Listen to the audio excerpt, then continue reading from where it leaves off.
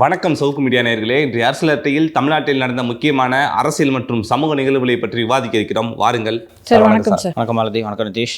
Sir, பாஜகவின் மூத்த தலைவர் ஹெச் ராஜா அவர்கள் ஒன்று சொல்லியிருக்காரு சார். சென்னையில் இந்த தாக்குதல் நடந்துச்சு சார். திருமாவளவன் அவர்களுடைய அந்த தொண்டர்கள்லாம் போய் அடிச்சாங்க. அதுக்கு ஒரு மன்னிப்பு கேட்காம நீங்கள் ஆணவத்தோட பேசுறீங்க. நீங்களாம் ஒரு ஆணவமிக்க அரசியல்வாதியாக இருக்கீங்க. ஒரு மன்னிப்பு கேட்கறதுல உங்களுக்கு என்ன இருக்குது அப்படின்னு சொல்லிட்டு அவரோட தொண்டர்களையும் திருமாவளவன் அவர்களையும் கூட்டணி அப்படின்ற ஒரு பாரபட்சம் பார்க்காம கைது பண்ணுன்னு சொல்லியிருக்காரு சார். கரெக்டாக அது சரிதானே சார்? ஏன் சரி? அவர் தான் அடிக்கவே இல்லைன்றாரு.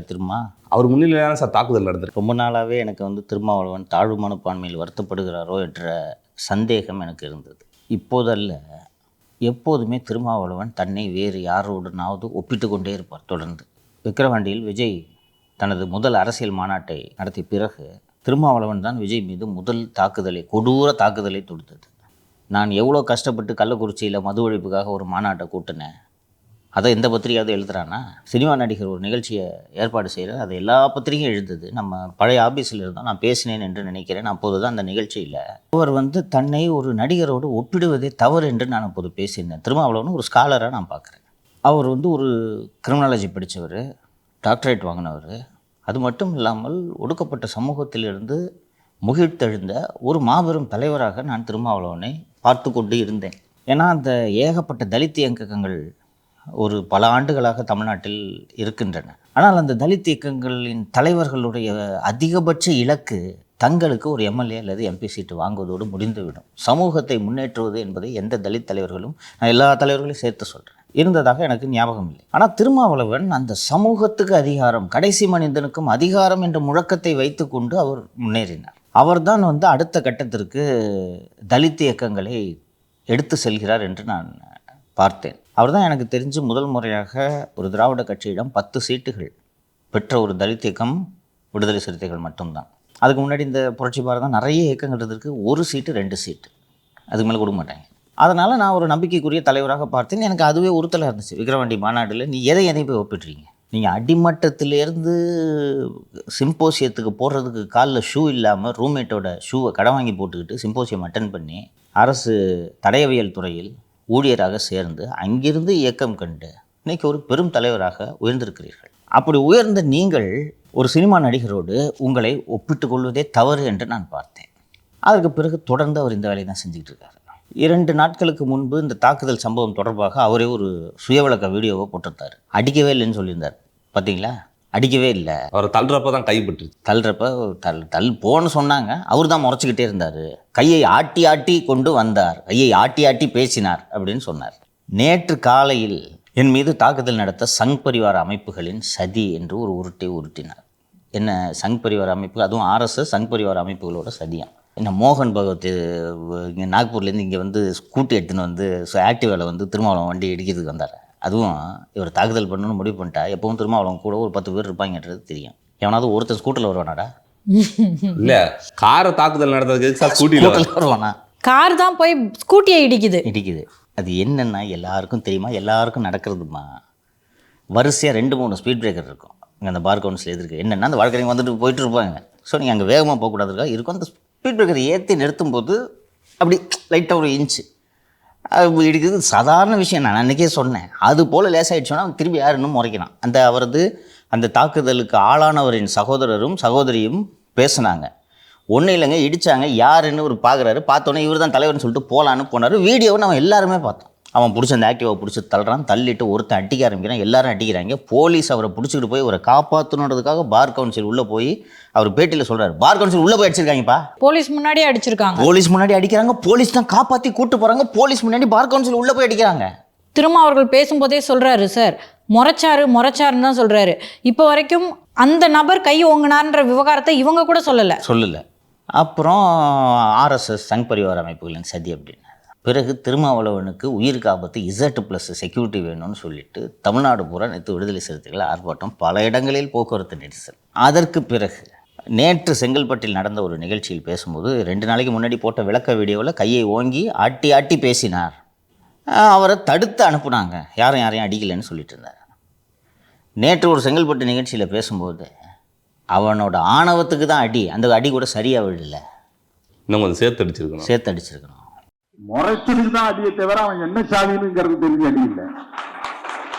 அவ்வளவு திமிராடா உனக்கு, அவ்வளவு ஆணவமாடா உனக்கு அப்படின்னு அவன் திமிரா முறைச்சு பார்த்தது தான் அடித்தாங்க. 4 தட்டு தட்டினாங்க, ஒன்றும் ஒழுங்கா அடிக்கல, 4 தட்டு தட்டினாங்க. திருமாவளவன் ஏன் வெளியில் வரலன்னு கேட்குறாங்க, இபிஎஸ் ஏன் வெளியில் வரலன்னு கேட்பீங்களான்னா, இது உங்கள் தாழ்மான பணமே தானே காட்டுது. நீங்கள் ஏன் எப்போ பார்த்தாலும் உங்களை இன்னொருத்தரோட ஒப்பிட்டுக்கிட்டே இருக்கீங்க? இது என்ன பேச்சு? நீங்களும் இபிஎஸ் ஒன்றா? இபிஎஸ் ஒரு செல்வாக்குமிக்க விவசாய சமூகத்திலிருந்து இந்த இடத்துக்கு வந்திருக்கிறார். அவர் தன்னோட வாழ்க்கையை தொடங்கினதே வெள்ளமண்டி வியாபாரியாகவும் பல ஏக்கர்களுக்கு சொந்தக்காரராகவும் தான் தன் வாழ்க்கையை தொடங்குகிறார். ரைட்டா? கவுண்டர்களுக்கு இன்றைக்கி சமூகத்தில் இருக்கக்கூடிய அங்கீகாரம் என்பது வேறு, பறையர்களுக்கு இருக்கக்கூடிய அங்கீகாரம் என்பது வேறு. நீங்கள் உங்கள் குடும்பம் எப்படிப்பட்ட குடும்பம், நீங்கள் எங்கேருந்து வந்தீங்கன்னு தெரியும். நீங்கள் அவரை கூட உயர்ந்தவருங்க. இபிஎஸ் ஏன் வெளியில் வரலன்னு கேட்பீங்களான்னா, எப்போது பார்த்தாலும் இந்த ஒப்பீடு. இது ஒரு சின்ன வன்முறை சம்பவம், அடிச்சிட்டாங்க உங்கள் ஆளுங்க, தான் உண்மை. அன்னைக்கு ஒரு நடந்தது ஒரு சின்ன விபத்துங்க. அது அப்படியே போய் ஒரு சின்னது தள்ளுமுள்ள ஆயிடுச்சு. 20 தரப்பிலும் தவறு இருக்கிறது. நடந்த சம்பவத்திற்கு நான் வருத்தம் தெரிவிக்கிறேன். திருமாவளவன் உயர்ந்திருப்பாரா? 4 நாளாக ஏன் சார் பேசினுக்கிறீங்க? அதை இப்போது ஹெச் ராஜா அவர்கள் எஃப்ஐஆர் பதிவு செய்ய வேண்டும் என்று சொன்னதில் என்ன தவறு? வீடியோ ஆதாரம் இருக்கிறது. அவங்க புகார் கொடுக்குறாங்க, ஹாஸ்பிட்டலில் அட்மிஷனே போட மாட்டேன்றாங்க. அப்புறம் அவரும் வக்கீல் தானே, வழக்கறிஞர்கள்லாம் போய் சேர்ந்து இது பண்ணோன்னா அப்பீல் அட்மிஷன் போட்டு ஏஆர் என்ட்ரிலாம் போடுறாங்க. புகார் கொடுக்குறாரு. புகார் இது வரைக்கும் பதிவு செய்யலை. ஏன் ஐஸ்கிரீம் புகாரை பதிவு செய்யலை? 2 பேரும் ஒரே கம்யூனிட்டின்றதுனாலையா? இப்போது இன்னொரு விஷயத்தை சொல்கிறேன். ஐஸ்கிரீமு எப்படியாவது நமது சேனலுக்கு இடையூறு செய்ய வேண்டும் என்று கடும் தொல்லை கொடுத்து கொண்டிருக்கிறார் என்பதை நான் தொடர்ந்து நிகழ்ச்சிகளில் பதிவு செய்து வருகிறேன். நேற்று தான் இந்த வழக்கு விவரம் எனக்கு தெரிய வந்தது. புதிதாக ஒரு வழக்கு பதிவு செய்யப்பட்டிருக்கிறது. உங்கள் மேலே சேர்த்து தான். நான், மாலதி மற்றும் லியோ 3 பேர் மீதும் வழக்கு ஜூலை மாதமே பதிவு செய்திருக்கிறார். இந்த வழக்கில் கைது செய்கிறதுக்கு ஐஸ்கிரீம் அதிகாரி திட்டமிட்டிருப்பதாக தகவல் வந்திருக்கு. அந்த புகார் என்னன்றதை நான் படிக்கிறேன். Suresh, son of Madurai Muthu, Waltax road. சரியா? நான் பகுஜன் சமாஜ் கட்சியின் மத்திய சென்னை மாவட்ட பொதுச் செயலாளராக பதவி வகித்து வருகிறேன். திரு சவுக்கு சங்கர் அவருடைய சவுக்கு மீடியா நெட்வொர்க் யூடியூப் சேனலில் 26/4/2025 எபிசோட் எண் 53 சவுக்கு சங்கர் மற்றும் மாலதி, லியோ, ஸ்டாலின் ஆகியோர் மறைந்த தலைவர் திரு ஆம்ஸ்ட்ராங் அவர்களை பற்றி மிகவும் அவதூறாக அவர் ரவுடி என்றும் கட்ட பஞ்சாயத்து செய்பவர் என்றும் சேகர்பாபு அவர்களின் மகள் திருமணத்தை நடத்தி வைத்ததாக ஒரு பொய்யான தகவலையும் ஒளிபரப்பினார்கள். இதனை பார்த்த நான் மிகவும் மன உளைச்சலுக்கு ஆளானேன். மறைந்த என் தலைவர் ஆம்ஸ்ட்ராங் அவர்கள் உயிருடன் இருந்தபொழுது அவரை பற்றி தவறாக வெளியிட்ட டைம்ஸ் ஆஃப் இந்தியா என்ற நாளிதழின் மீது வழக்கு பதிவு செய்து எழும்பூர் நீதிமன்றத்தில் தண்டனை வாங்கி கொடுத்தோம். இந்நிலையில் மறைந்த என் தலைவரின் புகழுக்கும் பெயருக்கும் களங்கம் ஏற்படுத்தும் வகையில் பேசிய சவுக்கு சங்கர் மற்றும் மாலதி, லியோ, ஸ்டாலின் ஆகிய மூவருக்கும் 22/5/2025 அன்று வழக்கறிஞர் அழைப்பானை அனுப்பி வைத்தேன். அவர்கள் அதற்கு பதில் அனுப்பவில்லை. ஆகையால் நான் அவர்கள் 3 பேர் மீது ஜார்ஜ் டவுன் 8 குற்றவியல் நீதிமன்றத்தில் வழக்கு தொடுத்துள்ளேன். இதுவரைக்கும் அஃபென்ஸ் இல்லை. இந்நிலையில் சவுக்கு சங்கர் அவர்கள் அடியாட்களை ஏற்பாடு செய்து மர்ம நபர்கள் 4-5 பேர் என் வீட்டின் அருகே கடந்த 7/7/2025 இரவு 11 மணி அளவில் நடந்து சென்று கொண்டிருக்கும் பொழுது பயங்கர ஆயுதங்களை காட்டி, பயங்கர ஆயுதம் காட்டி, ஏண்டா வேஸ்ட்லேண்ட் என்றால் என்ன தெரியாது, நீ மதுரக்கார பையன், புறம்போக்கு, அப்புறம் பீப்பு போட்டுங்க, பையா, புரிஞ்சுச்சா? புரிஞ்சு. பையா, மேலும் ஆபாசமான வார்த்தைகளால் திட்டி, நாயே, சவுக்கு சங்கர், மாலதி, லியோ, ஸ்டாலின் ஆகியோருக்கு ஏண்டா வக்கீல் நோட்டீஸ் அனுப்பினாய்? நோட்டீஸே வரல, நான் அப்போ கேட்குறேன், என்ன அனுப்பினாய் என்று திட்டி உன்னை கொல்லாமல் விடமாட்டோம் என்று துரத்தினார்கள். நான் தப்பி ஓடி வந்து விட்டேன். ஆகையால் என்னை தாக்க வந்த நபர்களை கண்டுபிடித்து என் உயிருக்கும் உடமைக்கும் பாதுகாப்பு தருமாறு பணிவுடன் கேட்டுக்கொள்கிறேன் அப்படின்னு இந்த சுரேஷ் கையெழுத்து போட்டு கொடுத்துருக்காரு. 5 பிரிவுகளின் கீழ் வழக்கு பதிவு செய்யணும். இது நாங்கள் 3 பேரும் ஆள் அனுப்பி, அதுவும் எங்கே வால்டாக்ஸ் ரோடில் ஆள் அனுப்பி அவங்கள இருட்டில் அடையாளம் தெரியலையாம், பயங்கர ஆயுதங்களோடாம் அவங்கள இந்த மாதிரி உன்னை கொல்லாமல் விட மாட்டேன்னு மிரட்டினாங்களாம். இவரும் ஐயோ நம்ம கொண்டு விட போகிறார்களே என்று பயந்து காவல் நிலையத்தில் புகார் அளித்தாரான். இது ஒரு புகாருன்னு, இதுக்கு எஃப்ஐஆர். கண்ணு முன்னாடி வீடியோவில் 10 பேர் போட்டு அடிக்கிறான் ஒருத்தனை, அவன் கம்ப்ளைண்ட் கொடுக்குறான். எஃப்ஐஆர் போட்டார் அந்த ஐஸ்கிரீமு. இது ஒரு கம்ப்ளைண்ட். அது இது பார்க்கும்போதே ஜோடிக்கப்பட்டது மாதிரி தெரியுது இல்லை? இது கம்ப்ளைண்ட். இதில் தான் அரெஸ்ட் பண்ண போகிறாங்களாம். பண்ணட்டுன்றேன் நான், நீ பண்ணுன்றேன். என்ன வழக்குன்னு நாளைக்கு பின்ன கைதாயிட்டானா என்ன வழக்குன்றது மக்களுக்கு தெரியணும்ல. அதற்காகத்தான் இது என்ன வழக்கு என்பதை இன்று படித்து காட்டினேன். எப்படி கூலிப்படை போல நடந்து கொள்கிறார் ஐஸ்கிரீம் என்பது தெரிகிறதா? இதுல என்ன சார் உங்களுக்கு ரோல் இருக்கு? மெயின் ரோலே இல்லையே. அதெல்லாம் கிடையாது. இதுதான் என்னென்னா இப்படி எஃப்ஐஆர் போட்டு வச்சுக்குது. எஃப்ஐஆர் போடுறது பவர் இருக்குல்ல, போட்டு வச்சுக்குது, அரெஸ்ட் பண்ணுறது. இது 100% இது நீதிமன்றத்தில் நிற்காது, எல்லாருக்கும் தெரியும். ஃபஸ்ட்டு இவன் வந்து சொல்லுவானா, இந்த கட்சியை ஒரு இத்து போன கட்சி, பழைய பாத்திர கடை மாதிரி இருக்குது இப்போ இந்த கட்சி. இந்த பழைய இரும்பு பித்தளைக்கு பேரிச்சம்பழம்ன்ற ஒரு கடை இருக்குல்ல, அந்த மாதிரி கடை. அப்படி அந்த கடையில் வந்து அந்த பழைய பாத்திர கடையில் ஆனந்தன் என்று ஒருவர் பாத்திரம் பெற்று கொண்டு இருக்கிறார். அந்த கட்சி தான் அந்த கட்சி. இந்த ஆம்ஸ்ட்ராங்கோட வழக்கில் அவங்க திருமதி பொற்கொடி அவர்கள் நடுவில் வந்து இந்த ஆனந்தனை பற்றி நேர்காணல்கள்லாம் கொடுத்துருந்தார். நான் அந்த பதவியை ஆனந்தனுக்கு கொடுத்துருக்கவே மாட்டேங்க, ஆனால் சிபிஐக்கு இந்த வழக்கு விசாரணையை எடுத்து செல்வதற்கு நான் நடவடிக்கை எடுக்கிறேன் என்று ஆனந்தன் சொன்ன ஒரே காரணத்துக்காகத்தான் அவரை நாங்கள் தலைவராக நியமித்தோம். என் காலில் விழுந்து கெஞ்சினார் என்று கூறினார். அவங்க பேட்டி எழுத்தோன்னே இவரும் அந்த பாத்திர கடைக்காரரும் பேசினார். இல்லை, நான் ட்ரை பண்ணியிருந்தாங்க இருக்கிறேன் அப்படின்ட்டு. கடைசி வரை ஃபைல் பண்ணல. அதுதான் இயற்கை தனக்கான நீதியை தானே தேடிக்கொள்ளும் என்பது போல் டிஸ்மிஸல் வாங்கணுன்றதுக்காக செட்டிங் பண்ணி கீனோஸை வச்சு பெட்டிஷன் போடுறாங்க. அதான் நம்ம தான் டிஸ்கஸ் பண்ணோமே, சாட் ஜிபிடி ரெடி பண்ண பெட்டிஷன். நான் எப்படி ஜஸ்டிஸ் வேல்முருகன் கன்வின்ஸ் ஆனார்னு கேட்டேன். பண்டில் கால் ஃபார் பண்ணிட்டாரான், கேஸ் கட்ட கால் ஃபார் பண்ணி இவங்க எந்த லட்சணத்தில் ஐஸ்கிரீம் இன்வெஸ்டிகேட் பண்ணியிருக்கிறான்றதை பார்த்தோன்னே அவருக்கு தெரிஞ்சு போச்சு. ஓகே ரைட்டு, நீ ப்ளீடிங்ஸில் ஒன்றும் இல்லைனாலும் பரவாயில்ல, எங்களுக்கு தெரியும் பாஸ். காத்துட்டு இருந்தார் போல இருக்கு, யாராவது சும்மா சார் 2 பேப்பர் அனுப்புங்கயா நான் பார்த்துக்கிறேன் அப்படின்னு. கோர்ட்டு எடுத்த முக்கியமான ஒரு கிரவுண்டு வந்து ஐடென்டிஃபிகேஷன் பரேடு நடத்தலை அப்படின்றது. இந்த ஐடென்டிஃபிகேஷன் பரேடு நடத்தலைன்றதை ப்ளீடிங்ஸில் இல்லை, ஜட்ஜு கேஸ் கட்டை பெருஸ் பண்ணிவிட்டு எடுக்கிறாரு. இப்போ கீனோஸு இந்த பாத்திர கடைக்காரர் கூட தான் இருக்கார். உயர்நீதிமன்றம் ஒரு தீர்ப்பு கொடுத்துச்சு. அன்னைக்காவது நீங்கள் பத்திரிகையாளர், நீங்கள் இன்றைக்கும் அந்த பாத்திர கடையோட தலைவர் தானே நீங்கள், அன்னைக்காவது பத்திரிகையாளரை சந்திச்சிருக்கோம். அதற்கு பிறகு மேல்முறையீடு செய்கிறார்கள். அது ஒரே ஒரு திருத்தமாக இன்று காலை ஒளிபரப்பான நமது நிகழ்ச்சியில் இந்த தமிழ்நாடு சார்பாக ஆம்ஸ்ட்ராங் வழக்குக்கு ஏதோ ஒரு மூத்த வழக்கறிஞர் என்று நான் சொல்லியிருந்தேன். அது தவறு. இந்த வழக்கிலும் சித்தார்த்த லுத்ராவை தான் அதுக்கு ஒரு 50 லட்சம் செலவு செய்திருக்கிறார். அவரும் பயந்துக்கிட்டு பெருசாக எதுவும் ஆர்கியூ பண்ணல. ஸோ உச்சநீதிமன்றம் சிபிஐ விசாரணை சரி என்று போட்டிருக்கிறது. இதுக்காக ரியாக்ட் பண்ணணும்ல. அப்போ உங்கள் கட்சியின் தலைவர் உங்களை உருவாக்கிய ஆம்ஸ்ட்ராங்கின் கொலையில் என்ன நடந்தது என்ற உண்மை வெளி உலகுக்கு தெரியக்கூடாது என்பதுதான் அந்த பாத்திர கடைக்காரருடைய நோக்கம். நான் ஏற்கனவே நமது நிகழ்ச்சியில் சொல்லியிருக்கிறேன் நினைவு. அந்த பாத்திர கடைக்காரர் ஆனந்தன் ஐஸ்கிரீமோட கையால் கூலிப்படை. ஏன் இவர்கள் எல்லாம் கூலிப்படைகளாக இருக்கிறார்கள், காவல்துறையின் கையாட்களாக இருக்கிறார்கள் என்றால், இருவரும் சேர்ந்து செய்யக்கூடிய கட்ட பஞ்சாயத்து மற்றும் நிலப்பேரங்கள் தொடர்பான விவகாரங்களில் இருவரும் பரஸ்பரம் பலனடைவார்கள். இந்த பிரச்சனைகளுக்கு நடுவுலேங்க சார் அவங்க மகளுக்கு ஒருத்தரோட கல்யாணம் ஆச்சு.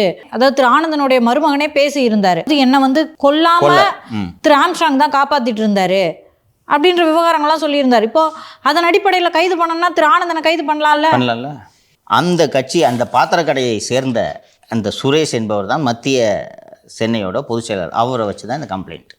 அவங்க கட்சி எப்படிப்பட்ட கட்சின்றது ஊருக்கே தெரியும். அவங்களுக்கு கொலை மிரட்டல் எடுத்தோன்னா பயந்து போய் கம்ப்ளைண்ட் கொடுக்குறேன். ஒரு இன்டர்வியூ எடுக்கிறாங்க, இந்த மாதிரி என்கவுண்டர்ஸ்லாம் அதிகமாக இருக்கே, எங்கள் ஊபியில் ஆகிறத விட என்கவுண்டர் இங்கே அதிகமான ஒரு லாயர் பேசுகிறாரு. அது எது சம்மந்தமானது? ஆம்ஸ்ட்ராங் சம்மந்தமான என்கவுண்டரில். இதில் ஏன் வந்து இந்த பாத்திர கடைக்காரர் இது தொடர்பாக வாயை திறக்கவில்லை என்றால், பாத்திர கடைக்காரருக்கும் தெரியும் இந்த வழக்கு சிபிஐக்கு போனால் திருவேங்கடம் கொலைக்கு ஐஸ்கிரீம் சிறை செல்வார் என்பது அவருக்கும் தெரியும். இன்னைக்கு நீங்கள் கொண்டாடி இருக்கணும்ல. கொண்டாடி இருக்கணும். ஏன் அமைதியாக இருக்கீங்க? ஏனென்றால் உங்களுக்கும் வருத்தம். ஒருவேளை ஆம்ஸ்ட்ராங் இறக்காமல் இருந்தால் நீங்கள் இந்த பதவிக்கே வந்திருக்க மாட்டீங்கல்ல. உங்களை நோக்கியும் சந்தேக கணை திருப்பிட்டாங்களே அவங்க ஃபேமிலி சொல்லிடுச்சுல்ல. அப்புறம் எனக்கு சந்தேகம் இருக்குன்னு சொல்லிட்டாங்கல்ல. உங்கள் தலைவன் கொல்லப்பட்டுட்டாங்க, மனைவி சொல்கிறாங்க சிபிஐ விசாரணைக்கு வரணும், பொலிட்டிக்கல் ஆங்கிள் ப்ரூவ் பண்ணலன்னு சொல்கிறாங்க. அது என்டர்ஸ் பண்ணுறதுன்னு உங்கள் வேலையாக இருக்க முடியும். நான் அதை பண்ண மாட்டேன், கேஸை கடைசி வரைக்கும் ஃபைல் பண்ண மாட்டேன் என்று டிஸ்மிஸல் வாங்கணுன்றதுக்காகவே ஒரு சாட் ஜிபிடி பெட்டிஷன் ஒன்று. அதுக்கு நடுவில் திருமதி ஆம்ஸ்ட்ராங்க கட்சியிலேருந்து தூக்கி சிபிஐ வேலைகளை நீங்கள் பார்த்துக்கோங்கன்னு சொல்லிட்டு லெட்டர் எழுதுறாங்க. சார் எதுக்கு பண்ணுறீங்க அப்படி? இன்றைக்கி தமிழ்நாட்டில் பிஎஸ்பி இல்லாமல் பண்ணிட்டாங்களா அந்தம்மா? என் கணவரால் தான் பிஎஸ்பி தமிழ்நாட்டில். அதை உடச்சி நான் தமிழ்நாடு பகுஜன் சமாஜ் கட்சி என்று ஒன்று தொடங்குகிறேன்னு தொடங்கிட்டாங்களா? என்ன பண்ணுவீங்க? இப்போ பாத்திர கடை வச்சுருக்கீங்க. ஸோ இதை மக்கள் தெரிந்து கொள்ள வேண்டும். இப்போது திருமாவளவன் உத்தரவில் அந்த நபர் தாக்கப்பட்டது, அடி வாங்கியது, 10 பேர் சேர்ந்து அடித்தது, போலீஸு அவ்வளோ விட்னஸ் இருக்காங்க. போலீஸு தூக்கிட்டு போய் அந்த பார் கவுன்சில் உள்ளே வச்சு காப்பாற்றினது, இது எல்லாரையும் ஊரே பார்த்தது. மீண்டும் மீண்டும் அந்த வீடியோக்கள் ஒளிபரப்பு கொண்டு இருக்கிறேன். புகார் கொடுத்துருக்காங்க. எஃப்ஐஆர் போட்டுக்கணுமா இல்லையா? அப்போ என்னையா போலீசிங் பண்ணுறீங்க நீங்கள்? இந்த அயோக்கியத்தனம் பண்ணுறதுக்கு தான் அந்த பதவியில் உட்காந்துருக்கீங்களா? ஒரு அட்வொகேட் போய் வழக்கு பதிவு பண்ணலன்னா நமங்களும் என்ன சார்? யதார்த்தம்ப்பா.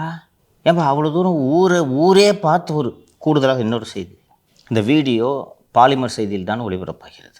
பாலிமர் டிவி செய்தியாளரோட ஃபோன் நம்பரை எடுத்து வாட்ஸ்அப் குரூப்பில் போட்டு, பொதுவெளியில் போட்டு, ஃபேஸ்புக்கில் போட்டு, ஃபோனையே ஒரு பத்திரிகைக்காரனுக்கு ஃபோனு தான் முக்கியம், ஃபோன் மூலமாக தான் தகவல் வரும். ஃபோனையே எடுக்க முடியாத அளவுக்கு மிரட்டல். இது எல்லாத்தையுமே அங்கீகரிக்கிறார் திருமா. பாலிமர் ஆஃபீஸை வந்து அடிச்சு நொறுக்கணுமான்னு கேட்குறாங்க சார் ஒரு அம்மா. அப்போ நீங்கள் ரவுடிகளை உருவாக்கி வளர்க்கிறீர்கள்.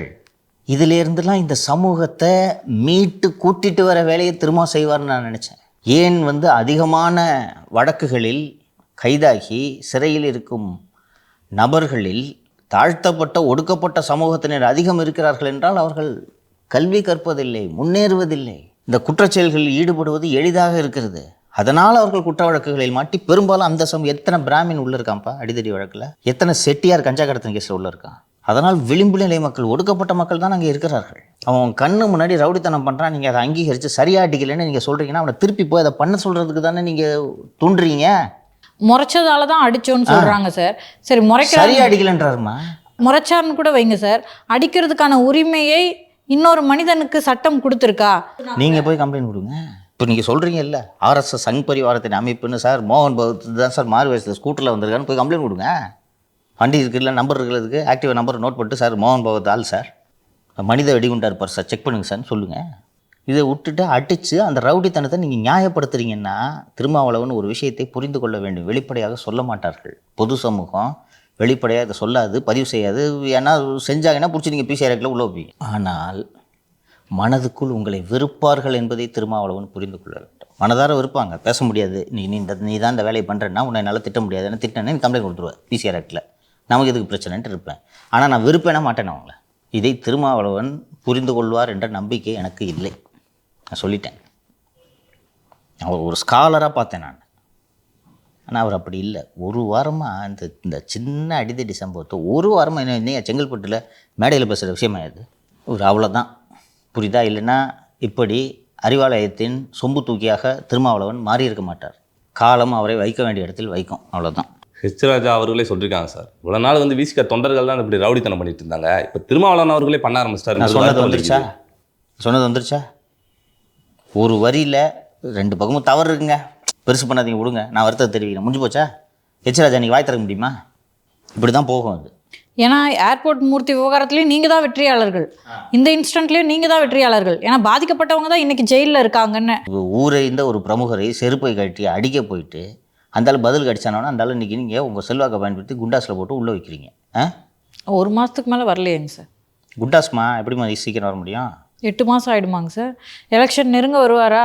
அதுக்கு முன்பே வந்து விடுவார் சார். நேற்று திரு அன்புமணி அவர்கள் பாமக மாவட்ட செயலாளர் கூட்டத்தில் பேசியிருக்காரு. திரு ராமதாஸ் ஐயா ஹாஸ்பிட்டலில் இருக்கார் இல்லையா, அவரை பார்க்குறதுக்கு நிறைய பேர் அனுமதிக்கிறீங்க, அவர் என்ன காட்சி பொருளா? ஏன்னா நான் இருந்திருந்தா அங்கே அனுமதிச்சிருக்க மாட்டேன், அவருக்கு ஏதாவது ஒன்று ஆச்சுன்னா உங்களை சும்மாவே விட மாட்டேன் அப்படின்ற மாதிரி பேசியிருக்காருங்க சார். சரி, இவர் ஏன் பார்க்க போனார்? மகன்ற அடிப்படையில் போகிறாரு. அதான் அவர் சொல்கிறாரு, கண்டவங்களையும் அனுப்புறீங்கன்னு. ஏன்னா முதலமைச்சர் போயிட்டு வந்துட்டாங்க, இபிஎஸ் போயிட்டு வந்துட்டாங்க, அவங்களும் இந்த கண்டவர்களில் வருவாங்களான்னு நம்மளுக்கு தெரியல. அவங்கள தான் கண்டவங்கன்னு சொல்கிறாரு. நீங்கள் சரியாக இதை புரிந்து கொள்ள வேண்டும். கண்டவங்கன்னு யாரை சொல்கிறாரு? அப்போலோ ஹாஸ்பிட்டல் நர்ஸை சொல்கிறாரா? டாக்டர் சொல்கிறாரா? வேறு யார்? கண்டவர்கள் யார்? போய் பார்த்தவர்கள், கண்டவர்கள். அதை தான் நானும் சொல்கிறேன். பொறாம சார் அவருக்கு. அதுதான் பிடிச்சிட்டான். கரெக்டாக பிடிச்சிட்டான். எல்லாரும் போகிறீங்க, கூட்டணி பேச்சுவார்த்தைக்கு நான் ஒருத்தர் இருக்கேன், ஏன் கூட வராமல் போகிறீங்க? எக்ஸாக்ட்லி. அன்றைக்கி நிகழ்ச்சியில் நம்ம சொன்னோம்ல, யார் பாஸு யார் கட்சின்றதை ஐயா நிரூபித்து விட்டார் என்று சொன்னோம் அல்லவா? யாரையா போய் பார்த்தது? திரு முதலமைச்சர், எதிர்க்கட்சி தலைவர் திரு பழனிசாமி, திரு நயினார் நாகேந்திரன், தமிழகத்துக்கான பாஜக மேலிட பொறுப்பாளர்கள், அண்ணன் திரு சீமான், ரஜினிகாந்த் தொலைபேசியில் பேசினார், கமலஹாசன், இவர்கள் போனார்கள். இவர்கள் தான் கண்டவர்கள். இவர்கள் போய் பார்த்ததால ஐயாவோட உயிருக்கு ஆபத்தா? அப்போலோ ஹாஸ்பிட்டல் எப்படிப்பட்ட ஹாஸ்பிட்டல்? ஏதாவது சிக்கல்லாம் விடுவாங்களா? நிதிஷ் கரெக்டாக சொன்னான். பொறாமல் ஏதாவது ஒன்று ஆச்சுன்னா நான் சும்மா விட மாட்டேன்னா ஐயாவுக்கு ஏதாவது ஆகணும்னு நீங்கள் விரும்புகிறீங்களா? ஓப்பனாக பேசிடுவோம். அவர் ஏதாவது சொல்லியிருக்காரு, இப்போ ஜாதகத்தை வச்சு பார்த்தாங்க. ஆமாம், அது ஐயாவே சொன்னது. நம்ம நேர்காணலில் சொல்லியிருக்காரு. அதுவும் ஜோசிக்காரர் சொல்லிட்டானா, கெட்டியான ஜாதகத்துன்ட்டானா. அதான் காண்டு.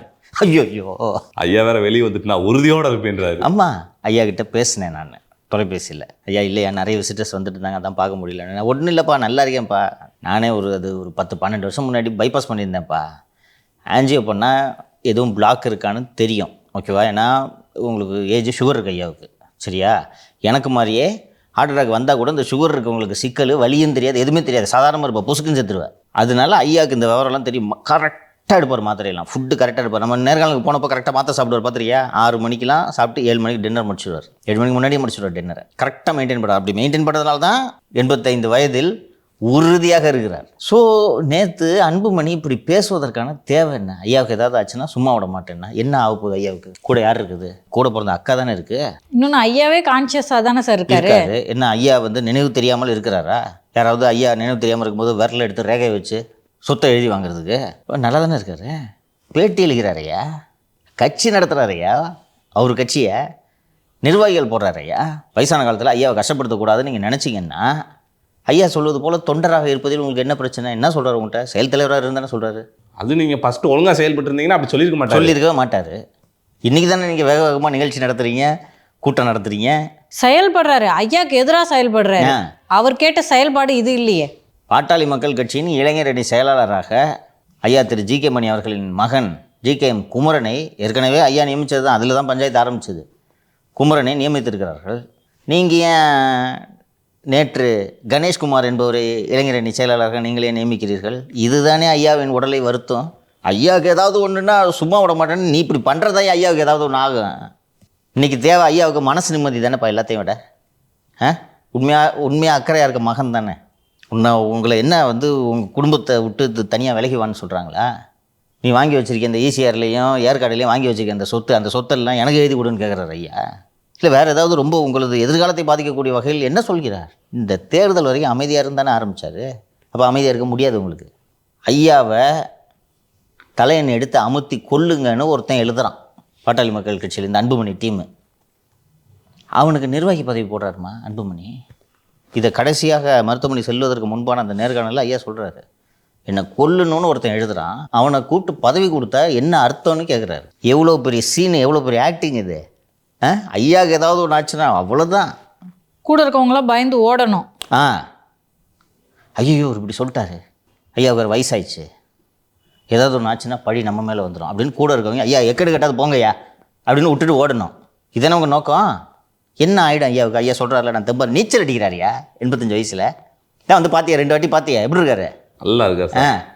பார்த்தா எப்படி கூப்பிடுவார் பார்த்துருக்கேன்னா, சங்கர் வாப்பா சவுக்கு எடுத்து நல்லா அடி. ஃபோனில் முதல் நாள் பேசுகிறேன், ஒன்றும் இல்லைப்பா நானாக தான் போய் செக்கப்புக்குன்னு போனேன், நல்லா இருக்கேன்ப்பா. நல்லா தானே இருக்காரு ஐயா. என்ன காட்சி பொருளானா அப்போ என்ன எடப்பாடி பழனிசாமி, மு.க. ஸ்டாலின், சீமானு, நயினார் நாகேந்திரன் இவங்கெல்லாம் கண்டவங்களா? அவங்களுக்கு பார்க்கக்கூடாது அவங்கள? ஐயா சொன்னார்ல தலைமை பண்பு இல்லைன்னு.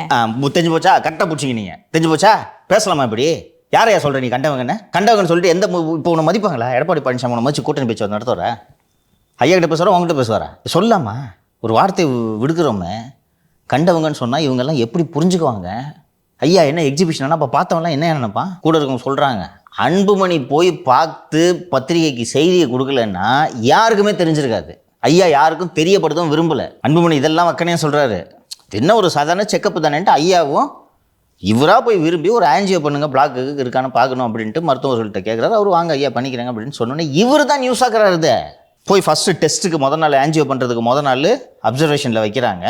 அன்றைக்கி ஒரு 2-3 வாட்டி போகிறாரு, பார்க்கணும்னு சொல்கிறாரு. ஐயா அவனை உள்ளே விடாதன்ட்டார்.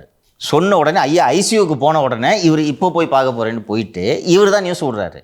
ராமதாஸ் மருத்துவமனையில் இருக்கிறாரு, அங்கே போய் அன்புமணி பார்க்கலையே என்று ஊர் யாராவது சொல்லிவிட போகிறார்கள்னு இவர் தான் பத்திரிகையாளரை கூப்பிட்டு வந்தேன், ஐயா ஐசியூவில் இருக்கிறார் அப்படின்லாம் சொல்லிட்டு போயிட்டார். இப்போ ஐயா சிகிச்சையில் இருக்கிறாருன்னு தெரிஞ்ச உடனே எடப்பாடி பழனிசாமியோ நயினார் நாகேந்திரனோ அண்ணன் சீமானோ ஒரு மரியாதை நிமித்தம் பார்க்க வேண்டும் என்று தோன்றுமா தோன்றாதா? தமிழகத்தின் முதுபெரும் அரசியல் தலைவர். அப்போ அவங்க இந்த மாதிரி சீமான் உங்களை பார்க்குறதுக்கு வரணுன்றாரு, முதல்வர் உங்களை பார்க்குறதுக்கு வரணுன்றாருன்னு சொல்லும்போது முதல்வரை பார்க்க முடியாதுன்னு ஐயா சொல்ல முடியுமா? அப்போது ஒரு மாநிலத்தின் முதலமைச்சரை அனுமதிக்க முடியாது என்று அப்போலோ நிர்வாகம் சொல்லுமா?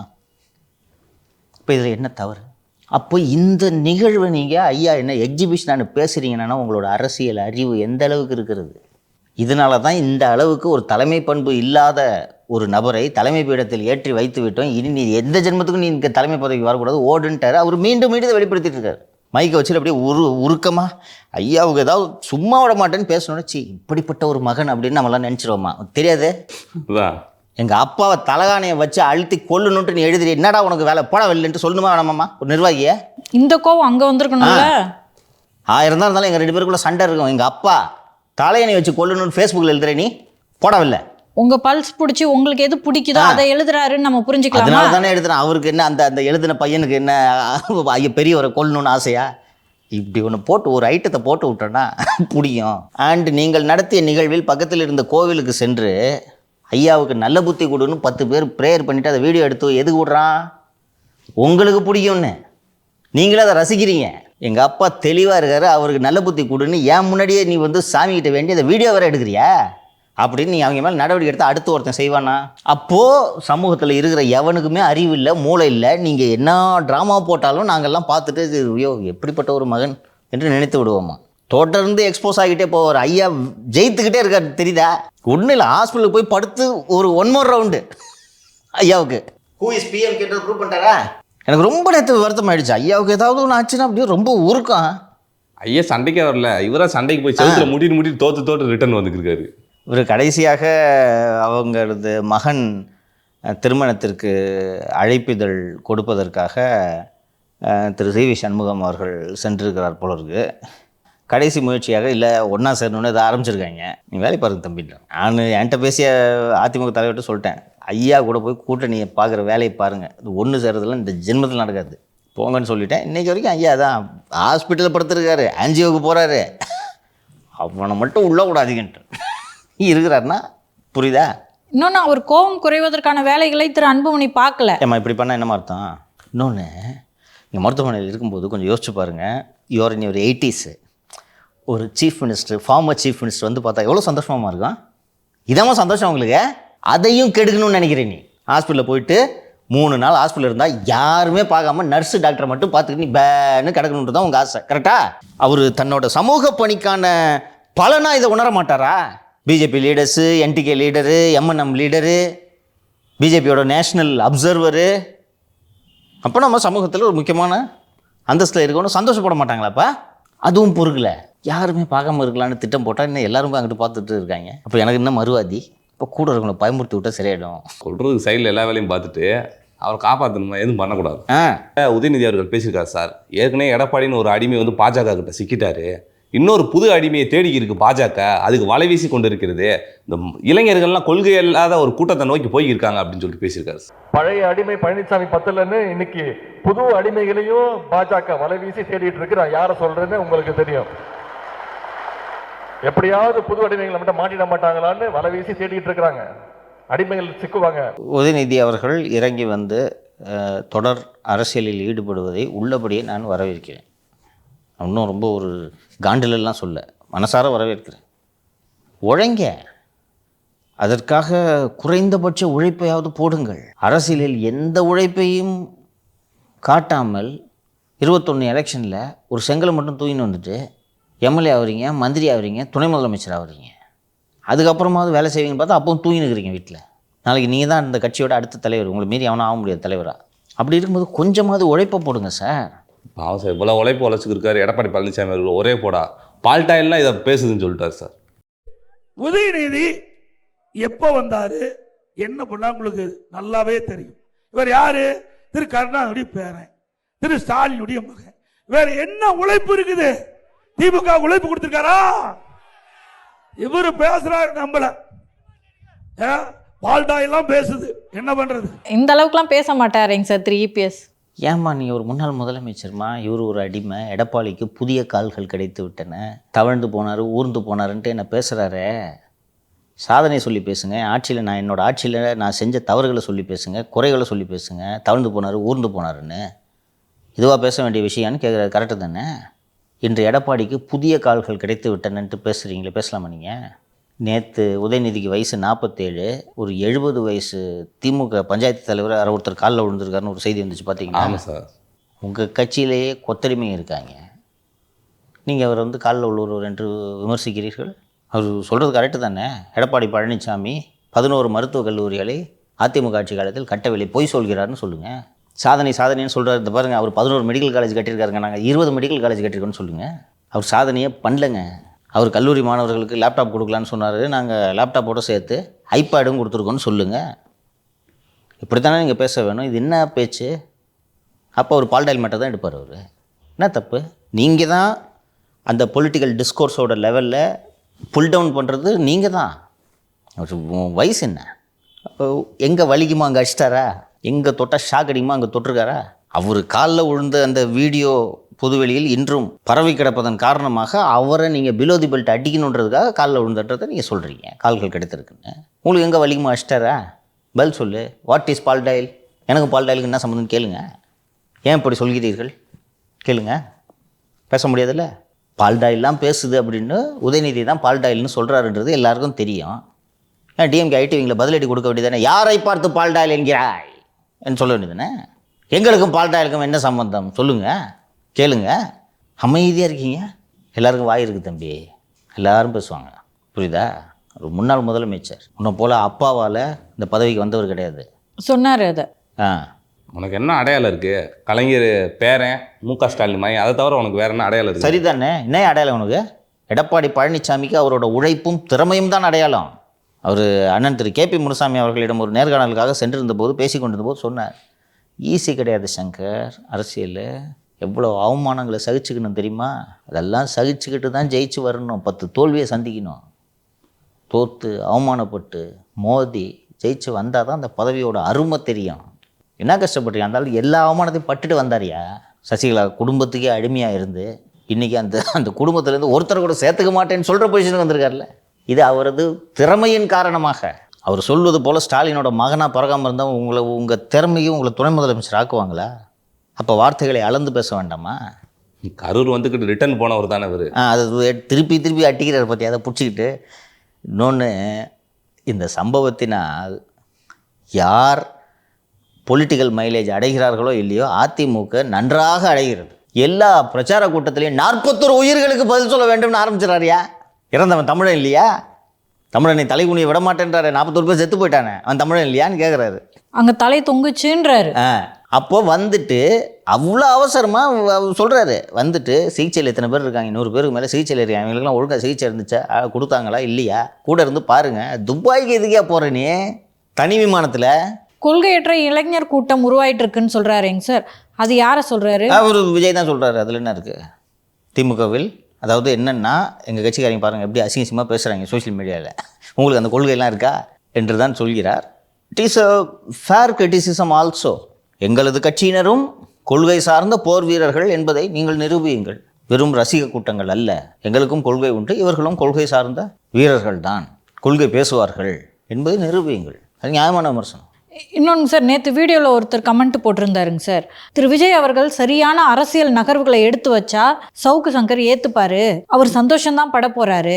திமுக பொதுவாகவே பிஜேபி எதிர்ப்புன்ற இடத்துல தான் வளர்ந்துக்கிட்டு வராங்க. அப்படி இருக்கும்போது திரு விஜய் அவர்கள் இந்த மாதிரி இந்த நேற்று லெட்டர் கொடுத்து அந்த மாதிரி சில இடங்களில் தவறான அரசியல் நகர்வு பண்ணுறதன் மூலமாக திமுக தான் ஜெயிக்க வாய்ப்பு இருக்குது. திமுக அதில் அரசியல் பண்ணும், ஆதாயம் தேடும். அதனால திரு விஜய் அவர்களும் அவர்களுடைய தொண்டர்களும் கேர்ஃபுல்லாக இருக்கணும் அப்படின்னு போட்டிருந்தாரு சார். இன்றைக்கி சொல்கிறேம்மா, நான் திரு விஜய் அவர்களை தவிர தாவேக நிர்வாகிகள் ஒருவர் கூட கரூரை விட்டு நகரவில்லை தெரியுமா? 27 நைட்டு நிகழ்ச்சி முடிஞ்சவொடனே சரி தலைவர் கிளம்பிட்டான்னு சொல்லிட்டு எல்லாம் போய்ட்டு அப்புறம் எங்கேப்பா சாப்பிட்லாம் அப்படின்னு சொல்லிட்டு பேசிட்டு அப்படியே போயிட்டே இருக்காங்க. தகவல் வருது, சார் 3 பேர் செத்துட்டாங்களாம், சார் 4-8ன்னு தகவல் வருது, என்ன பண்ணுறதுன்னு தெரில. இம்மீடியட் ரியாக்ஷன், வாங்கயா போய் பார்த்துருவோம் என்று எல்லாரும் வந்த உடனே கரூர் பார்டர்லேயே நில்லுங்க, உள்ளே வரக்கூடாதுன்னு மாவட்ட ஆட்சியர் தங்கவேல் சொல்கிறார். எவ்வளோ நேரம் இருந்தாங்க தெரியுமா? விடியற் காலை 3:30 வரை புஷி ஆனந்த், நிர்மல் அத்தனை பேரும் கரூர் பார்டரில் வெயிட் பண்ணிட்டு இருக்காங்க தெரியுமா? அருண்ராஜா எல்லாம் தெரியுமா? இதை கோர்ட்டில் சொல்கிறாங்க. இந்த லயோலாமணி ராஜ்மோகன்லாம் எங்கே போனீங்க? நீங்கள் சொல்லுங்கள். உங்கள் கட்சி பிரச்சனை, உங்கள் மேலே தான் ஓடி போயிட்டீங்கன்னு சொல்கிறான் ஆளுங்கட்சி. நீங்கள் சொல்லுங்கள் உங்கள் தரப்பு என்னென்ன. இது அந்த வீடியோவில் சொல்லியிருக்கலாமே சார். சொல்லியிருக்கலாம்ல, யாராவது பேசணும்ல. நீங்கள் சொல்லுங்கள். மாவட்ட ஆட்சியரும் எஸ்பியும் எங்களை மிரட்டினார்கள், 144 போட்டிருக்காங்க, நீங்கள் வந்தால் திருப்பி பிரச்சனையாகும், யாரும் வராதிங்க, ஹாஸ்பிட்டல் கூட வரக்கூடாதுன்னு சொன்னாங்க. எதுக்கு அனுமதி கேட்குறீங்க? நீங்களை கொலை பண்ணீங்க, ஒரு விபத்து, எல்லோரும் போய் நீங்கள் மருத்துவமனைக்கு சென்றிருக்க வேண்டியது தானே. ஏன் வெளியில் நிற்கிறீங்க? ஏன் நிர்வாகத்தில் அனுமதி கேட்குறீங்க? 144 தடை உத்தரவு போட்டிருந்துச்சு, 140 தடை உத்தரவு போட்டிருக்கிறது என்று உங்களுக்கு கம்யூனிகேட் பண்ணப்பட்டதா? ஒரு சம்பவம் நடக்குது, விபத்து, நீங்கள் காரணம் இல்லைன்றது உங்களுக்கு நல்லா தெரியும். யாருமே உங்களையும் ப்ளேம் பண்ண முடியாது. அந்த நேரத்தில் நேரம் ஹாஸ்பிட்டலுக்கு போங்க. இங்கிட்டு செந்தில் பாலாஜி உதவி செய்யட்டும், அங்கிட்டு எம்ஆர் விஜயபாஸ்கர் உதவி செய்யட்டும், இங்கே நீங்கள் உதவி செய்யுங்க சார். என்ன பண்ணுறதுன்னு தெரில, ரைட்டா? அப்போ குறைஞ்சது 3:30 மணி வரைக்கும் நாங்கள் அங்கே நின்னோம். எங்களை உள்ள விடலன்றதை நீங்கள் தானே வெளியில் சொல்லணும். கோர்ட்டில் போய் அஃபிடேவிட்டில் சொல்கிறீங்க. ஒரு குழந்தைய வந்து தாய் நடக்கிறதுக்கு பழக்கிறா, அவளையும் அந்த குழந்தை நடக்கவே கூடாது அப்படின்னு நினைக்கிற வில்லியையும் இணைச்சு ஒரே தட்டில் வச்சு பார்க்குறாங்க சார். ஆமாம், அரசியல் பார்வையாளர்களாக விஷயங்களை எடுத்து வைக்கிறோம். நம்ம அதிமுக ஆதரவு கிடையாது, திமுக ஆதரவு கிடையாது, தாவேக்கு ஆதரவு கிடையாது, மக்கள் நல கூட்டணி ஆதரவும் கிடையாது. நாம் அரசியல் பார்வையாளர்கள், ஒரு வாக்காளர்கள். ஏன் இந்த பார்வையாளர், இந்த அரசியல், இதெல்லாம் நம்ம வாக்காளர்கள். ஒரு வாக்காளர் பாயிண்ட் ஆஃப் வியூவில் நான் எல்லாரையும் குறை சொல்லுவேன். அவ்வளோ பேரையும் நான் குறை சொல்லுவேன். இவன் சரியில்லை பஸ், இவன் தப்பு பஸ் நான் சொல்லுவேன். நாங்கள் சொல்லும் விஷயங்களை உள்வாங்கி கொண்டு இவர் காழ்ப்புணர்ச்சியோடு உள்நோக்கத்தில் சொல்கிறார் என்று நிராகரித்து விட்டு போங்கள். இல்லை, இவர் சொல்கிறது சரியாக தான் இருக்குது என்று பரிசீலியுங்கள். பலன் எங்களுக்கு அல்ல, உங்களுக்கு. இந்த நாட்டின் குடிமகனாக, ஒரு வாக்காளனாக எங்களது பார்வை, இது எங்களது தொழில். ஒவ்வொருத்தரும் ஒவ்வொரு தொழில் செய்கிறாங்க. எங்களுக்கு அரசியலை விவாதிப்பது எங்களது தொழில். அதிமுக நம்ம விமர்சனம் பண்ணதில்லை, நேற்று கூட தான் விமர்சனம் பண்ணோம். முந்தா நாள் பண்ணல. எடப்பாடி தவறு இழைத்து விட்டார்னு சொன்னேன்னா இல்லையா ஷோவில்? இத்தனைக்கும் அவர் எத்தனை தடவை நம்மளுக்கு சப்போர்ட் பண்ணி பேசியிருக்காரு, சாக்கடை ஊத்துனதை பற்றி பேசியிருக்காரு, சட்டமன்றத்திலே பேசியிருக்காரு. அவர் ஒருத்தர் தான் சப்போர்ட்டு. இன்னும் சொல்லப்போனால் எனக்குள்ள நம்ம வந்து அவருக்கு ஆதரவாக நிற்கிறோன்னா திமுகவை வீழ்த்துறது அவர் ஒரு ஆள் முடியும் அப்படின்றதுக்காக நம்ம யதார்த்தம் அது. தாவேக்காவுக்கு தான் பல நேரங்களில் ஆதரவாக நிற்கிறோம். அதுதான் நம்ம ஒரு பார்வையாளராக எடுத்து வைக்கும் கருத்துக்கள் ஒவ்வொரு தருணத்திலும் ஒவ்வொரு கட்சிக்கு ஆதரவாகவும் இருக்கும், ஒரு கட்சிக்கு எதிராகவும் இருக்கும். அதற்கு என்ன செய்ய முடியும்? இன்னும் சொல்ல போனால் உங்களுக்கு அரசியலை கற்றுக் கொடுக்கிறோம். 9 கோடி வாங்கிட்டு உட்காந்துருக்க ஜான் ஆரோக்கியசாமி சொல்லி கொடுக்காத நம்ம பேசிட்டு இருக்கோம். என்னைக்கு சொன்னேன் நான், ஞாபகம் இருக்கா? சட்டத்தை மீறணும்னு நான் சொன்னேன், ஞாபகம் இருக்கா? கை காட்டணும்னு. ஏங்க இவர் இதுக்கு ஓபே பண்ணுறாரு? என்னங்க கண்டிஷன் இது? கை காட்டக்கூடாதுன்னு என்னங்க கண்டிஷனு? நான் அன்றைக்கி அந்த ரசிகனின் பார்வையிலிருந்து அவன் மீது இருக்கும் அக்கறையில் நான் சொன்னேன். பஸ்ஸில் இந்த பக்கம் உட்காந்துக்கிட்டு விஜய் கை காட்டுறாரு, அந்த பக்கம் விஜய் பார்க்க நின்றுட்டு இருக்கவன் என்ன பண்ணுவான்? அவன் அந்த பக்கம் மரத்தில் ஏறி நிற்கிறது விஜய் பார்க்குறதுக்கு. நீங்கள் இந்த போட்டு கை காட்டினீங்கன்னா என்ன பண்ணுவான்? அப்போ பஸ் மேலே ஏறி கையை காட்டுங்க, மீறுங்க, எப்படி இருந்தாலும் கேஸ் போடுவாங்க அவங்க மேலே. இன்னைக்கு அருணா ஜெகதீசன் ஆணையத்தோட தலைவர் சொல்கிறாரு, கையை காட்டியிருந்தா இந்த ஆபத்தே வந்திருக்காது சொல்கிறாங்களா? எஸ்ஐடி அமைக்கணும் அப்படிங்கிற ஒரு உத்தரவுக்கு சார் அவ்வளோ பேர் பேசி கேஸ் வாங்கியிருக்காங்க. பட் நாமளும் தான் அதை பேசணும் தெளிவாக. அதில் என்ன மாதிரியான லூப் ஹோல்ஸ்லாம் இருக்குது அப்படின்னு சொல்லிட்டு அதே விஷயத்தை தான் உச்சநீதிமன்றமும் நேற்று கேள்வி எழுப்பியிருக்காங்க. தாவேக்கா தரப்பு அதை முன் வச்ச மாதிரி தெரில. ஏன் சார் அப்படி முன்வைத்திருக்க வேண்டும்? அப்போதும் யாராவது பேசியிருக்க வேண்டும். இன்றைக்கி நான் சட்டம் படித்தவன் கிடையாது, ஆனால் சட்டம் தெரிந்தவர்களிடம் பேச தெரியும். எனக்கு, உங்களுக்கும் தானே பேச தெரியும். ஒவ்வொரு விஷயத்தையும் எதிர்கொள்ளணும். தீர்ப்பு இப்படி வந்துச்சா, திமுக கொண்டாடுறாங்களா, நீதிபதி சொன்ன ரிமார்க்ஸ் எல்லாம் தொகுத்து வாட் ப்ரோ, வெரி ராங் ப்ரோன்னு போட்டு எள்ளி நகையாடுகிறார்களா? உங்கள் தரப்பிலிருந்து பதிலுரை வர வேண்டும். நாங்கள் இந்த தீர்ப்புக்கு எதிராக மேல்முறையீடு செய்ய போகிறோம். மேல்முறையீடு செய்ய போகிறீங்க தானே? அன்றைக்கே தெரியும்ல. ஆர்டர் வந்த அன்றைக்கி நீங்கள் மேல்முறையீடு செய்ய போகிறீங்கன்னு தெரியும்ல. அன்றைக்கி உங்கள் தரப்பில் யாராவது ஒருவர் பேச வேண்டுமா இல்லையா? அல்லது குறைந்தது ஒரு அறிக்கை வர வேண்டுமா இல்லையா? இப்போ நான் எடுத்து வச்சேன் லீகல் பாயிண்ட்ஸு. இதை நீங்கள் எந்த வழக்கறிஞர்கிட்ட கேட்டிங்கனாலும் சொல்லுவாங்க.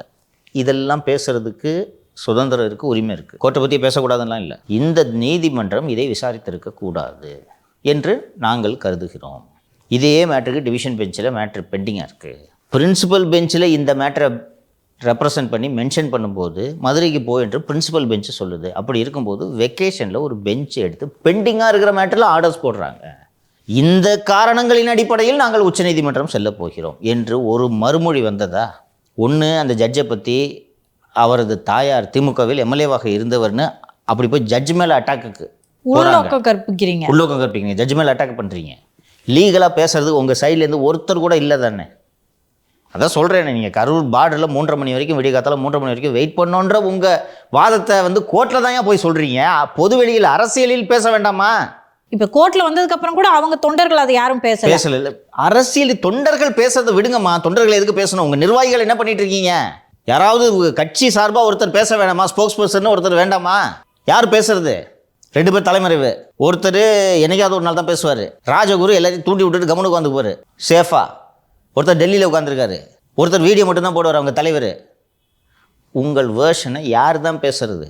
உங்கள் கட்சிக்காரன் செத்ததை இன்னொரு கட்சிக்காரங்க டெய்லி பேசி பொலிட்டிக்கல் மைலேஜ் எடுத்துக்கிட்டு போகிறாங்களே, நீங்கள் கோட்டை விட்டுக்கிட்டு இருக்கீங்கன்றது தெரியுதா? ஏன்னா இன்னைக்கு திரு விஜய் அவர்கள் மேலே அனுதாபம் இருக்கு, ஆனால் அது பொலிட்டிக்கல் மைலேஜாக அவருக்கு சாதகமாக மாறலை. அதுக்கு நேர்மாறாக திமுக திரு விஜய்க்கு தலைமை பண்பு இல்லைன்னு இன்னைக்கு நிறுவிட்டாங்க. கடந்த 15 நாளாக இந்த கரூர் சம்பவத்தை தாண்டி வேறு அரசியல் நிகழ்வே நடக்கலையா? திரு ராமதாஸ் ஐயாவோட சந்திப்பு எல்லா கட்சிக்காரனும் போகிறாங்கல்ல, குறைந்தது தொலைபேசியில் அழைத்து ஐயா உடல் நலம் பெற வேண்டும் என்று ஒரு வார்த்தை பேசியிருக்கலாம் தானே. திருமா விவகாரம், மத்திய பிரதேசத்தில் 23 குழந்தைகள் இறப்புக்கு தமிழக அரசு ஒரு வகையில் காரணமாக இருக்கிறது என்று மத்திய பிரதேச அரசு குற்றம் சொல்கிறது என்றால் தமிழக அரசின் லட்சணம் என்ன என்று பேசியிருக்கலாம் தானே. கிட்னி முறைகேட்டில் சிறப்பு புலனாய்வு குழு அமைத்த நீதிமன்றத்தின் தீர்ப்பை எதிர்த்து யாரை காப்பாற்றுவதற்கு மக்கள் வரி பணத்தில் உச்சநீதிமன்றம் செல்கிறார்கள் என்று ஒரு கேள்வி எழுப்பியிருக்கலாம் தானே. இதில் அந்த வளர்ந்த அரசியல் ஞானி சொல்கிறார், 16 நாளைக்கு பிறகு தான் காரியம், கருமாதி முடிஞ்ச பிறகு தான் அவர் பேசுவாரான். என்னையா லாஜிக் இது? கோர்ட்டில் போய் அவங்க ஒரு ஆர்டர்ஸ் வந்து இந்த தீர்ப்பு வந்த உடனே நீங்கள் பேசுவீங்கன்னா அது வரைக்கும் சமூகமும் அரசியலும் உங்களுக்காக காத்திருக்க வேண்டுமா? சார் நேற்று அமித்ஷா அவர்கள் ஒரு நிகழ்ச்சியில் பேசுகிறப்ப சொல்லியிருக்காரு சார், அதாவது பாகிஸ்தான் அப்புறம் பங்களாதேஷ்லேருந்து நிறையா பேர் வந்து இந்தியாவுக்குள்ளே வராங்க, அதனால் வந்துட்டு இந்துக்களோட எண்ணிக்கை குறைஞ்சு முஸ்லீம்களோட எண்ணிக்கை அதிகமாகிருக்கு. ஏன்னா இந்தியாவில் இருக்கவங்க மட்டும்தான் வாக்களிக்கணும், மிச்ச நாட்டில் இருக்கவங்க வந்து வாக்களித்து இங்கே யாரையும் தீர்மானிக்கக்கூடாது, அதனால் வந்து சிறப்பு வாக்காளர் பட்டியல் திருத்தத்தை முன்னெடுக்கணும் அப்படின்னு சொல்லிட்டு பேசியிருக்காரு சார். சரி, ஏன் பேசினார் இப்படி? இந்துக்களோட மக்கள் தொகை குறைந்து விட்டது, இஸ்லாமியர்களின் மக்கள் தொகை அதிகரித்திருக்கிறது, ஏன் பேசினார்? இந்த சிறப்பு குறைஞ்சிருச்சா? இந்துக்களோட மக்கள் தொகை குறைஞ்சிருச்சா? இங்கே பெரும்பான்மைனா இந்துக்கள் தான். ஏன் பேசுகிறார் அப்படி? பீகாரில் தேர்தல் வருதுல்ல, புரியுதா? நேற்று சொன்னேன்ல, எடப்பாடி பழனிசாமி தெருக்களில் சாதி பெயர் வைக்கிற ஜீவோவை யார் ரத்து பண்ண போகிறான்னு சொன்னேன்னா, முஸ்லீம்ஸு பிஜேபி ஓட்டு போடுவாங்களா? போடவே மாட்டாங்க. அப்போ அவங்க ஓட்டு எனக்கு இல்லை, ரைட்டா? இன்னும் 2 அடி அவங்கள, அப்போது அவங்கள அடிக்கிறதன் மூலமாக இந்துக்களோட வாக்குகள் எடுக்கலாமா? கரெக்டாக நீ கவனித்து பார்த்தன்னா எப்பப்பெல்லாம் இந்த மாதிரி அமித்ஷாவும் மோடியும் பேசுவாங்கன்னா எலெக்ஷன் நெருக்கத்தில் வரும்போது பேசுவாங்க. 24 மக்களவை தேர்தல் நடக்குது, கற்றுக்கணும் என் பிஜேபிகிட்ட. பிரதமர் இவ்வளோ பெரிய பதவி, அது பிரச்சாரத்தை தொடங்குறாரு. இந்து பெண்களே, உங்கள் தாலிகளை எடுத்து இஸ்லாமியர்களிடம் ஒப்படைப்பதற்கு காங்கிரஸ் திட்டம் எடுக்கிறது. நான் எப்போ சொன்னேன்? அது என்னென்னா ஈக்குவிட்டபிள் டிஸ்ட்ரிபியூஷன் ஆஃப் வெல்த்து. ஒரு நாட்டின் வளங்கள் சொத்துக்கள் அனைவருக்கும் சரிசமமாக கொடுக்கப்பட வேண்டும். ஒருத்தர் மட்டும் பணக்காரனாக இருக்கிறான், நிறைய பேர் ஏழையாக இருக்கிறான்ற அடிப்படையில் இந்த equitable distribution of வெல்த்துன்னு Sam Pitroda என்று நினைக்கிறேன் இந்த காங்கிரஸோட இந்த பொருளாதார குழுவில் ஒருத்தர் இருக்கார். ஸோ இந்த ஈக்குவிட்டபிள் டிஸ்ட்ரிபியூஷன் ஆஃப் வெல்த் இவ்வளோ தான்ப்பா சொன்னாங்க. இந்து பெண்களே, உங்கள் தாலி பறி போகிறது. காங்கிரஸ் ஏங்க மத ரீதியாக பிரச்சாரம் பண்ணுறாருங்க. அவரு 3 மீட்டிங்கில் பேசிட்டார். உடனே தேர்தல் ஆணையம் இப்படி மத ரீதியெல்லாம் பண்ணக்கூடாதுன்னு சொன்னேன். சரி, ரைட்டு விடு, ஃபர்ஸ்ட் ஃபேஸ் முடிஞ்சிச்சு, ஓகே நெக்ஸ்ட்டு. இப்போ திடீர்னு எதுக்கு இது? என்னென்னா Bihar is a border state, அங்கே infiltration of course it is there. சரியா? வரிசையாக சென்சஸ் 51 சென்சஸ் எல்லா சென்சஸும் எடுத்து பார்த்தீர்களா? இன்னொன்று முஸ்லீம் 24.6% என்னமோ இருக்காங்க, ரைட்டா? இந்துக்கள் எத்தனை பர்சன்ட்ப்பா? 81. இப்போ இந்த 22 வந்து 81 அழிச்சிருமா? சொல்லியா? ஏதாவது லாஜிக் இருக்கா? இப்போ எதுக்கு அந்த நம்பரு? எந்த ஜென்மத்திலேயாவது அழிக்க முடியுமா? 81 21. ஆனால் இதை ஒப்பிட்டு பார்த்தீர்களா என்று சொல்வது எதுக்கு? தேர்தல் வந்துருச்சு, இதுதான் அரசியல். சரி, இப்போ அது அங்கே பேசுகிறாங்க, தமிழ்நாட்டிலையும் தேர்தல் வரப்போகுது இல்லை, இங்கே பேசுவாங்களா? பேச மாட்டேங்க. ஏன்? இங்கே அது எடுபடாது. இட்ஸ் பார்டர் ஸ்டேட்டு, பட் பங்களாதேஷோட பார்டர் கிடையாது. இலங்கையோட நமக்கு எல்லை இருக்குது, இல்லைன்னா நில எல்லை இல்லை, கடல் எல்லை இருக்குது. இங்கே எடுபடுமா? அது இங்கே அதை பேசினாலே எதிராக திரும்பும், கரெக்டாக? இங்கே அதை தொடமாட்டாங்க. மத்திய பிரதேசம், ராஜஸ்தான், உத்தரப்பிரதேசம் போன்ற தேர்தலில் இந்த மாட்டுக்கறி விவகாரத்தை பெருசாக பேசுகிறாங்களா பிஜேபி? மிசோராம், மணிப்பூரில் தேர்தல் நடக்கும்போது பேசுகிறாங்களா? ஏன்? அவங்க உணவு அது. கோவாவில் பேசுகிறாங்களா? அப்படி பார்த்தா கேரளாவில் பிஜேபியினரே மாட்டுக்கறி தான் உணவுன்னு பேசுவாங்கன்னு நினைக்கிறேன். ஆமாம், அவ்வளோதான். நாங்கள் இடத்துக்கு ஏற்ற மாதிரி மாறிக்குவோம். அந்த ஊருக்கு என்ன பேசுனா தேர்தலில் ஜெயிக்க முடியும், பேசு, அவ்வளோதான். இவ்வளோ நாள் பேசலையே மக்கள் தொகை பற்றி. ஹிந்து கத்ரேமே ஹே, இந்து மதத்துக்கு ஆபத்து. யாரால? இந்து மதத்தால் தான். தி அதர் அப்படின்னு சொல்லுவாங்க அந்த பொலிட்டிக்கல் ஃபிலாசபியில். இல்லாத ஒன்று இருக்குன்னு ஒரு எதிரியை உருவாக்கணும், புரியுதா? ஒரு மாய எதிரியை, ஒரு பூதம். அமெரிக்காவில் ரைட் விங் வின் பண்ணுறதுலாம் எப்படின்னு கேட்டிங்கன்னா தீவிரவாதிகள். இது ஒரு ட்ரம்ப்போட விக்டரி எடுத்துக்கங்க. வெளிநாட்டினவர்கள் வந்து விட்டார்கள். அமெரிக்காவே குடியேறியவர்களின் நாடு தான். வெளிநாட்டவர்கள் வந்து உங்கள் உரிமையை பறிச்சுக்கிட்டாங்க பாரு. எளிதான வழி. அட்லீஸ்ட் இதில் அமித்ஷா அவர்கள் சொன்னது, ராஜஸ்தான் குஜராத்தை காட்டியும் மேற்கு வங்கத்தில் வந்து அதிகமாக வந்து ஊடுருவி அங்கே தேர்தல் வருதுல்ல, அதுதான். இன்னொன்று அங்கே ஜெயிக்கவே முடியல, மாற்றமே வரமாட்டேங்குது, அவ்வளோதான். இதுதான் அரசியல். சார், ஏற்கனவே பார்த்தீங்கன்னா திமுகவுக்கும் காங்கிரஸுக்கும் ஒரு மைல்டான விரிசல் தான் இருக்குது. பேசுங்க, ஊதி பெருசு பண்ணுவோம் நம்ம. அதை சரி பண்ணுவாங்க, குறைஞ்சபட்சம் மீண்டும் அந்த விரிசலை பெருசாக்க மாட்டாங்கன்னு நினச்சா திரு பெரியசாமி சொல்லியிருக்காருங்க சார், காங்கிரஸ்காரர்கள் பணக்கார விழாக்களுக்கு மட்டும்தான் போவாங்க அப்படின்னு. பயமே இல்லையாங்க சார்? இல்லை காங்கிரஸை கழட்டி விடலான்னு முடிவு பண்ணிட்டாங்களா? கழட்டி விடலாம் என்ற முடிவில் அப்படி பேசினார் என்று நான் கருதவில்லை. நான் கழட்டி விட்டாங்கன்னா திமுகவோட தோல்வி உறுதி. இருந்தாலும் திமுகவோட தோல்வி உறுதி. பட் கழட்டி விட்டாங்கன்னா இப்போவே தோல்வி உறுதி. பட் ஐபி ஒரு சீனியர் மோஸ்ட் பொலிட்டிக்கல் லீடர் ஏன் அப்படி பேசினார் என்பது எனக்கு தெரியவில்லை. ஆனால் அவர் பேசியது உண்மை. இப்படி சொல்லிட்டு திமுக அப்படி அல்ல, சாமானியர்களின் விழாக்களிலும் அதுவும் உண்மை. திமுக அன்று காங்கிரஸை வீழ்த்தியதற்கு இது ஒரு முக்கியமான காரணம். காங்கிரஸையும் திமுகவும் மக்கள் எப்படி பார்த்தாங்கன்னா, காங்கிரஸ் உண்மையிலேயே பண்ணையார் கட்சி. வெள்ளையர்களுக்கு பிரிட்டிஷாருக்கு எதிராக சுதந்திர போராட்டம் தொடங்கிய போது, காந்தியடிகள் சுதந்திர போராட்டத்தை வழிநடத்திய போது ஊரில் இருக்கிற பெரிய மனுஷங்க தான் சொத்தெல்லாம் விட்டுட்டு இங்கே வந்தாங்க. இந்தியா முழுக்கவே அது பண்ணையார்களின் கட்சி. ஆனால் அதே நேரத்தில் ஏழைகளுக்காக உதவ வேண்டும் என்பதற்கும் அது ஒரு மெனக்கெட்ட கட்சி என்பதை மறந்துவிடக்கூடாது. ஆனால் நிர்வாகிகள் பதவியில் பண்ணையார்கள் தான் இருப்பார்கள். மூப்பனாரே ஒரு உதாரணம். கபிஸ்தலத்தில் மிக மிக ஒரு பெரிய செல்வாக்கான குடும்பம், இன்றும் செல்வாக்கான குடும்பம் என்றால் ஐயா மூப்பனாரின் குடும்பம். ஸோ அப்படிப்பட்ட கட்சி தான் இந்த ஊரில் மிட்டா மிராசுகளின் கட்சி. இதை சொல்லி தான் திமுக காங்கிரஸை வீழ்த்துது, எடுபடுது. ஏன்னா எல்லாருமா பண்ணையார், ஏழை தான் அதிகம். ஸோ பண்ணையார்களின் கட்சி என்று சொல்லி தான் காங்கிரஸுக்கு எதிராக திமுக வென்றது. இன்று இவர்கள் பண்ணையார்களாகி விட்டார்கள் என்பது வேறு விஷயம். இதுதான் இந்த கால ஓட்டத்தில் ஏற்படக்கூடிய மாற்றம். இன்று இவர்கள் மாவட்ட செயலாளர்கள் எல்லாரும் பண்ணையார்கள் தானே. இவர் ஐபிஏ பண்ணையார் தானே, மக எம்எல்ஏ, இவர் மந்திரி. நல்லா ஒரு 2 மில்லு ஓடிக்கிருக்கு, ஏகப்பட்டது ஓடிட்டுருக்கு. இப்போ இவர் பண்ணையார் தானே, இவர் ஏழையாக இருக்கார் இவர். ஸோ இது வரலாறாக இருந்தாலும் இப்போது இதை பேசுவதற்கான தேவை என்ன? அதுவும் காங்கிரஸ் கட்சியின் எம்பியை மேடையில் வைத்துக்கொண்டு பேசுவதற்கான தேவை என்ன? சரி, இப்போ இந்த வரலாறை நீங்கள் நிறுவி என்ன சாதிச்சிட்டீங்க? கூட்டணியில் குழப்பம் ஏற்படுத்துவதை தவிர நீங்கள் இதை பேசியதால் என்ன அடைந்தீர்கள் என்றால் புரியவில்லை. கான்ஷியஸாக கூட்டணி உடையணுன்ட்டு நினச்ச ஒரு ஐபி பேசினார்னு எனக்கு தெரியல. அந்த காலத்து அரசியல்வாதியில் அந்த காலத்து கதை ஏதாவது ஒன்று பேசணும்னு சொல்லிட்டு எடுத்து இதை போட்டு விட்டார் அப்படின்ட்டு தான் நான் புரிஞ்சுக்கிறேன். ஆனால் இது பாரதூர விளைவுகளை ஏற்படுத்தும். சிவகங்கை மக்களவை உறுப்பினர் திரு கார்த்தி சிதம்பரத்தை தவிர வேறு யாரும் இதற்கு எதிர்வினை ஆற்றவில்லை. அந்த மேடையிலேயே இருந்த ஜோதிமணி எதிர்வினை ஆற்றவில்லை. எதிர்வினை ஆற்றினா அடுத்த எலெக்ஷனில் காலி பண்ணி விட்ருவாங்க அப்படின்ட்டு நம்ம பேசல. இது போக எங்களுக்கு அதிகாரத்தில் பங்கு வேண்டும் என்று ஒரு குரூப்பு சொல்லிக்கிட்டு இருக்கு. அதிகாரத்தில் பங்கு வேண்டாம், வெறும் பங்கு போதும் என்று ஒரு குரூப்பு, வாலி குரூப்பு சொல்லிக்கிட்டு இருக்கு. ஸோ உரசல்கள் இருக்கின்றன. காங்கிரஸில் ஒரு குரூப்பு வலுவாக நம்ம விஜய் கூட போயிடலாம் அப்படின்றதில் ரொம்ப உறுதியாக இருக்கிறார்கள். அதில் காங்கிரஸ் கட்சியின் பொதுச் செயலாளர் திரு கேசி வேணுகோபால் முன்னணியில் இருக்கிறார். ஏன் கேசி வேணுகோபால் முன்னணியில் இருக்கிறார்? அவருக்கு ஏன் விஜயோடு போக வேண்டும் என்று அப்படி ஒரு ஆர்வம்? கேரளாவில் எதுவும் முக்கிய பதவி எதுவும் தரப்படுகிறதா? விஜய் காங்கிரஸோடு கூட்டணி வைத்தால் கேரளாவில் கேசி வேணுகோபால் முதலமைச்சர் ஆவார்.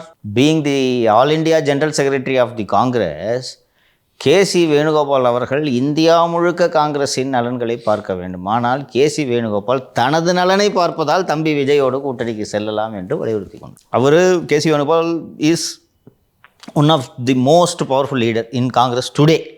கார்கேவை விட பவர்ஃபுல் என்று சொல்லலாம். ஏன்னா he has the eyes of ராகுல் Gandhi and Priyanka and Sonia also. ஃபேமிலியோட நம்பிக்கையை பெற்றவர். விஜய் வந்தார்னா இவர் சிஎம் ஆகிறது உறுதி.